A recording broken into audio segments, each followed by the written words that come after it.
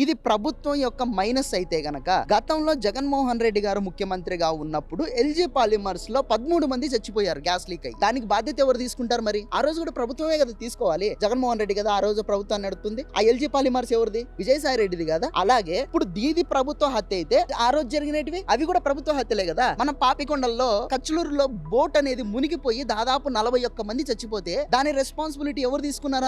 ఆ రోజు ప్రభుత్వాన్ని నడుపుతున్నది జగన్మోహన్ రెడ్డి కదా. మరి జగన్మోహన్ రెడ్డి తీసుకున్నాడా? గేట్లకు గ్రీసు కూడా పుయ్యలేని అసమర్థత వల్ల అన్నమయ్య డ్యామ్ కొట్టుకొని పోయి 10ల సంఖ్యలో మనుషులు చచ్చిపోయారండి. మరి దానికి ఎవరు రెస్పాన్సిబిలిటీ తీసుకుంటారు? వాటినంటారు ప్రభుత్వ హత్యలని చెప్పేసి. దీన్ని ప్రభుత్వ హత్యలని కూడా అనలేము. ఎందుకంటే ఈ టోకెన్ సిస్టమ్ తీసుకొని వచ్చిందే వైఎస్ఆర్సీపీ గవర్నమెంట్. ఆ రోజు 2021లో అప్పుడు తిరుమల తిరుపతి దేవస్థానం చైర్మన్ గా ఉన్నటువంటి వైవి సుబ్బారెడ్డి గారు ఈ దిక్కుమాలిన స్కీమ్ ఒకటి తీసుకొని వచ్చాడనమాట. అంతకుముందు ఈ స్కీమ్ లేదు.